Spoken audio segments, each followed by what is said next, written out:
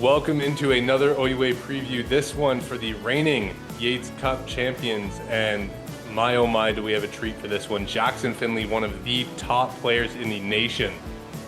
He has a Kyle Hamilton jersey, and behind his play style is very similar to Kyle Hamilton, which I see him grinning about. Jackson, a pleasure to meet you, a pleasure to have you on for the preview. So thank you again for joining us. Yeah, thank you for having me on. I gotta I start guess it off. I gotta go start. ahead. Sorry, Wade, to cut you off, but I gotta start it off. We topped it off with reigning Yates Cup champions. Obviously, for the OUA, that is the goal. What does that mean to you? How special is that to you to be introduced as a reigning Yates Cup champion? What does that mean going into 2024? Obviously, we know the goal is to get there to win that, but what's in store for 2024 for Jackson Findlay and the Western Mustangs? Yeah, Yates Cup champion sounds pretty good. Last year I think it was a little bit sweeter than some of the previous years for me. Kind of having like more of a leadership role, a bigger impact on the team, but also we fought a lot of adversity last season. Um, and that might be like injuries or just being down in games and fighting back. So that was definitely an awesome win in that Yates Cup there. And that is the goal again this year. Our guys are really pumped to get this season started, kind of see what we can put on the field right away. And yeah, you don't win the Yates Cup in the first game, so lots to build on this season.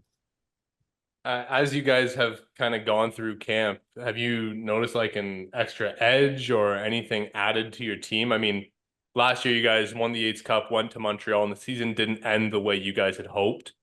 How have you found that has fueled this year's build? Yeah, I think first things first was our off season. I think it was outstanding. A lot of great energy. Everyone was very punctual and invested in getting better in the weight room and on the field. And I think that's kind of gone throughout this whole summer and into our training camp. Um, but yeah, I think there's a lot of vets on our team now that have that experience of playing those big games and know what it takes to win and what happens, that feeling when you lose. So definitely a group of vets that are really hungry for this upcoming season. Just for me, just kind of a small point that you touched on that, to myself, to Wade, to yourself might seem kind of minuscule, but in the grand scheme of the season, talk about that off season because we know how important it is, Wade, myself, and yourself, obviously being a current player, how important it is to develop over that off season. But for yourself, for the team as Western football, how important has that off season been for yourself in terms of development, in terms of getting better, in terms of just training and you know learning, adjusting, relearning, whatever it may be, that defensive scheme, that offensive scheme, getting ready for the 2024 season? Yeah, that this off season has been huge in a lot of aspects. First of all, probably most obvious is physically. I think that, throughout this off season, I've gotten to like the best shape that I've been in my life. And I know a lot of the other people have because I've seen them put in the work and they've gotten numbers to show for it. Another thing, maybe a little more subtle for this off season was kind of the step up into a bigger leadership role than last year. In my position group specifically, I've had vets around me throughout my Western career. I've had Danny Valente, I've had Robert Panabaker, and these guys, they know what it takes to win and how to lead a group. So being able to step up into that position throughout the off season and leading by example, reaching out to teammates and yeah, getting in the playbook has been huge for me. Okay, we've heard about how thick the Western defensive playbook is. Is it truly as big as the Bible? How would you describe it? Um, yeah, yeah, I'd I say it's gotten easier each year to get back into the swing of things, but um Leeson's very creative. He loves to learn and implement new stuff. So always a new thing each year. And yeah, he does try and put our players in the best position on each play. Um Maybe different plays for different players specifically. But yeah, for the rookies, they've been doing pretty well. They've been learning it fast. But it is a big playbook. There are a lot of responsibilities. So yeah, a little bit of a Bible there. As a defensive guy, cerebral defensive guy such as yourself, what is your favorite part of that playbook? Is it coverages? Is it blitzes? Is it just coming hot off the ball? What do you love about the Western playbook? Because I know, as a guy that plays the position such as yourself, a lot of things you can do within that defense. What do you love about it? I love that I can kind of do just about everything in that playbook. Um, It's a good as a free good good safety. answer from a free safety, as I Yeah, could say myself. Yeah, yeah. get to You do can get everything, do all deep. guy. Exactly. Get deep, blitz, man coverage, all that stuff. So, yeah, it's very wide variety for me specifically. But it also allows for a lot of adaptation throughout a play, based on formation and that kind of stuff, or maybe even adapting throughout a game based on tendencies. So, there's a lot of moving parts throughout it, and it is really a case of trying to understand why a play is called and how you might go about that play to be most effective. So I'm getting to that point in my career where I think me and Gleason are getting closer to the same level with regards to knowing why he called a play. Of course, I won't be on his level, but I'm trying to get there. Um, so yeah, it's been really cool throughout this camp, seeing that playbook and what I can do in it. I know you didn't say it yourself, but as a free safety, there's absolutely nothing wrong with loving coming off those A or B blitzes too. When those get called for you, and you get a chance to maybe tee off on the QB, it's a little bit fun too. You didn't say it, but I'll say it for you. So Yeah, those are yeah, some fun plays that get called too. A little bit of adjustment, a little bit of audibles, a little bit of check into this, whatever it may be for you guys. But I knew any time that I got a chance to come downhill, I was rearing to go. I was running my 40, maybe just a little bit faster than I might have had time. right. Um, with the ability for you talking about kind of moving around and adapting to what formation or motions the offense might bring, have you found you've gotten more freedom year over year within the defense to kind of do those checks, or has it just been hands-on since day one at safety of these are your checks to make, we're relying on you to see it, and whether you crash or burn, we got to ride with you. Yeah, there's definitely a big onus on the safety in our defense to make those calls, and he puts trust in me to make the right call. And he likes to say, if we're all wrong, then we're right. So, Yep. really, you can't be wrong in our defense. Um, but yeah, coming into that spot throughout the years, my second year is boundary half, which is another reason I love the box so much.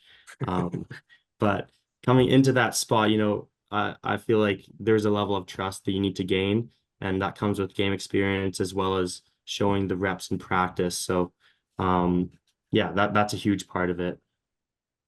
Okay, And let's talk a bit about some of the guys you got coming back. I mean, I've joked with Connor that I think Richard Adu before is like 90% legs. Kind of talk about him as a player and the effectiveness and his growth alongside you in the secondary to be the dominant duo that you guys are for Western. Absolutely. He's very versatile as a bigger DB there, at corner. So we really like him in man coverage. We really like him in zone coverage, a lot of length, and he likes to hit. So there isn't really much that he doesn't like to do, with regards to that stuff. So yeah, he's pretty versatile back there. I'm not afraid to have him deep up and physical or all that stuff, and use his long legs to get into big plays. So yeah. With regards to the other side of the ball, you guys get a luxury of practicing against a top offense, a top offensive line, and a ton of playmakers. What have you seen from Evan, Keon, and the crew as you guys have gone into this new 2024 season? Yeah. With our O line, I'm not in the box as much anymore, unfortunately, but they haven't lost a step. They're looking confident. Evan's playing confident.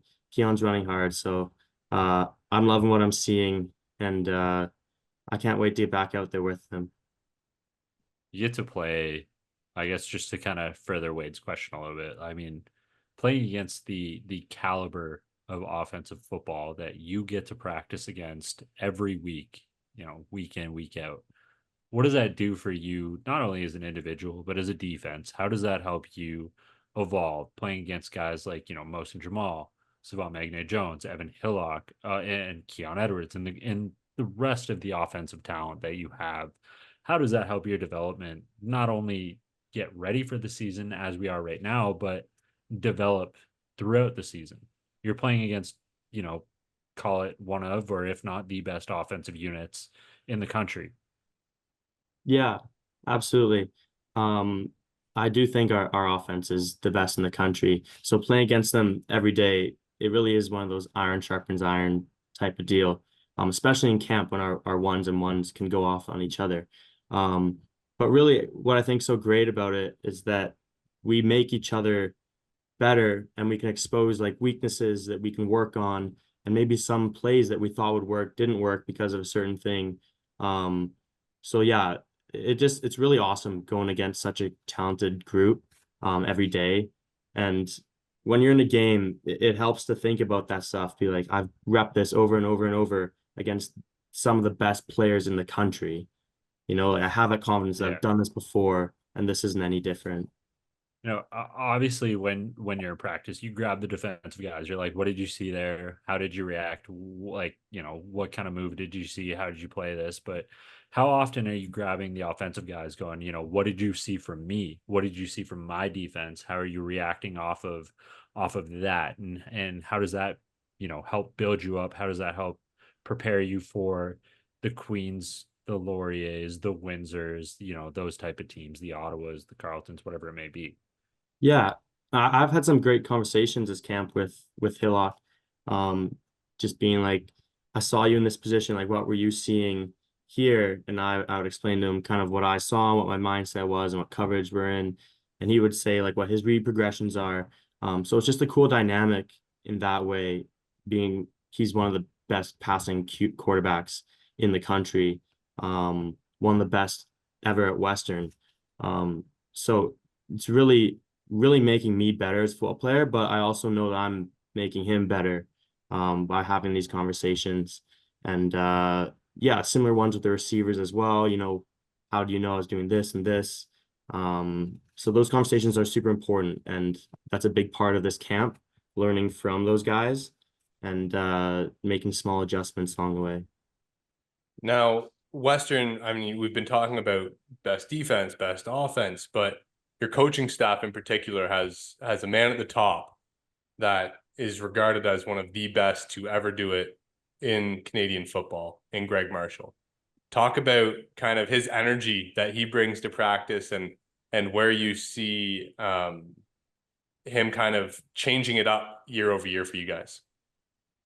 Yeah, he's been around and he knows how to win. So really what he says is we take it to heart as a team.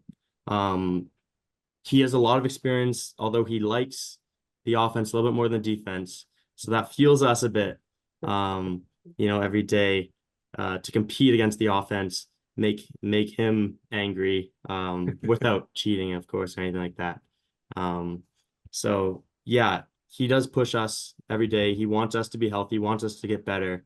And he has our best interests in mind. And it's very obvious as a group, as a defense, as an offense, as a team, that he wants us all to succeed with our personal goals and as a team. So that's really awesome. I see the jerseys in behind you. I see the Jalen Ramsey jersey from Jacksonville. I see the Kyle Hamilton from the Baltimore Ravens, which, two AFC jerseys makes my heart a little bit sad. I'm an NFC fan, but I see, to your right, there's Our the right, your left. 28. Yeah, our right, your left. The 28 West Jackson Findlay East West Bowl jersey. What does that mean to you, and how does that help motivate you going into this season? Yeah, only time in my life I've worn 28, but it was pretty fun.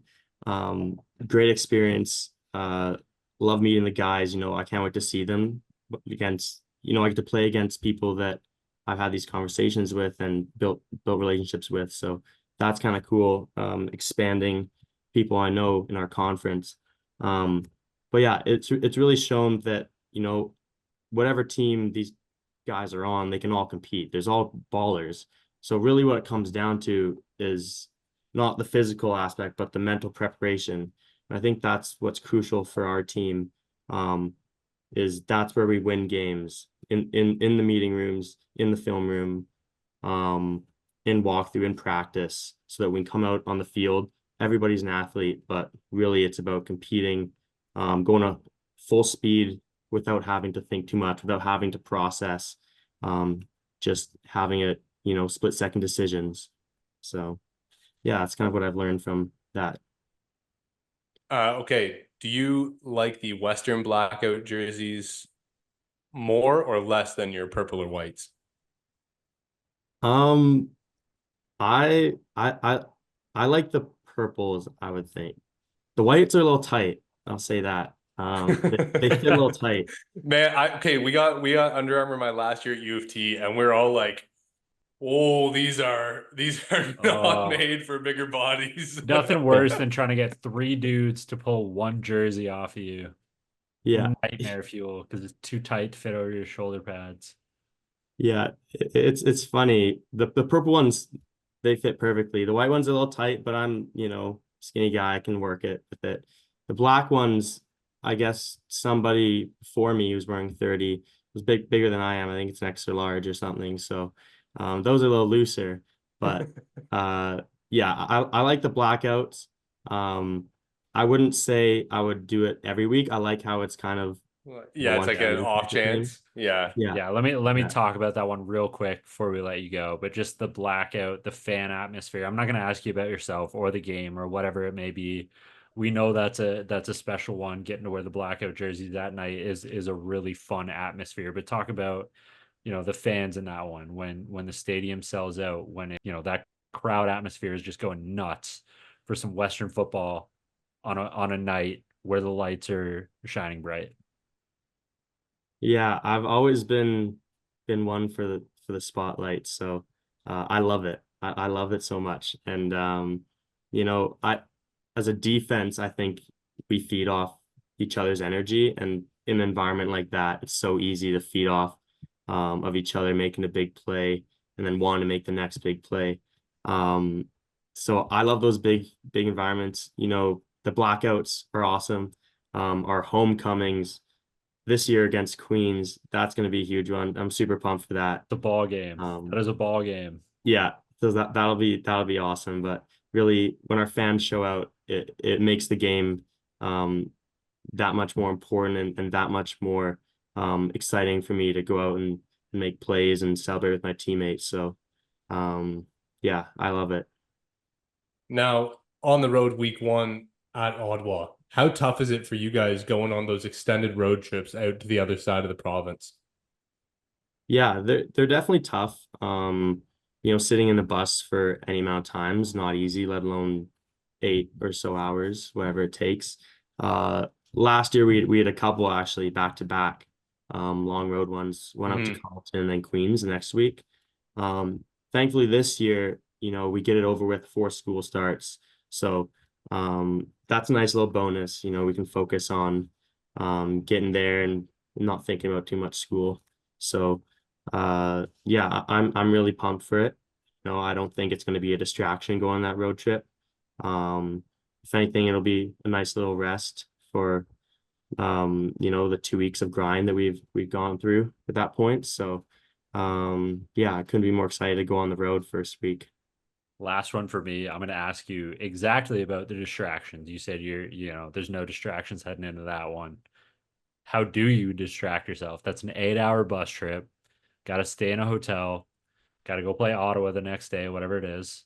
It's a long road trip. So how do you keep your mind off of it when it's, I'm not going to say not important, but how do you keep your mind off of it when you need that downtime? And how do you refocus when it is important? What is your kind of bus ritual into pregame road trip ritual? Yeah, you know, it's a lot mentally, like processing everything we need to process for the game.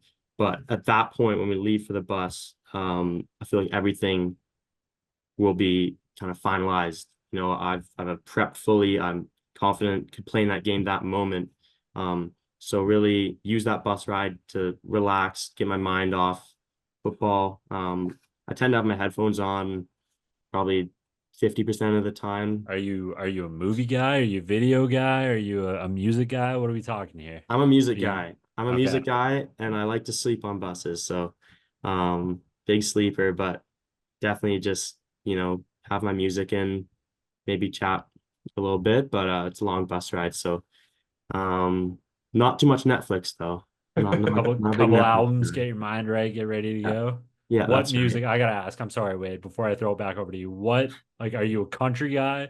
Are you a rock guy? Are you like an indie guy? Are you a soft rock guy? We listen to yacht rock here. What do we got going on? I got a lot of playlists. I got my rap playlist kind of for more pre-game stuff, and then Yeah. right before games I listen to AC/DC All right. essentially. Yes, that's what I'm All talking right. Um, All right. All right. All about. right. That's exactly what we expected Jackson Findlay coming out of the tunnel to. So yeah. that's good. And then, you know, since coming to Western, we like country here, so All right. got a couple country playlists now. But yeah, the AC/DC is my game day ritual. Beat Around the Bush is the one song before I'm Perfect. all ready. Always come Perfect. out for like pre warm up when you just go on the field. I always had to have Hell's bells tolling as I walked out on, like, the second I touched the field, you got to have the bells chiming in the back. Yeah. Yeah, there we go. Uh, all right. Well, with that being said, I mean, you've got I mean, 10 days exactly from when we record this to Yeah. kick off in Ottawa. Best of luck with you and the rest of training camp. Hope you guys are healthy. We are certainly excited to see you guys in action this year. Looking to be another great year for Western football and for you personally, I hope. Thank you again for joining us. Yes, thank you so much for having me. I appreciate it.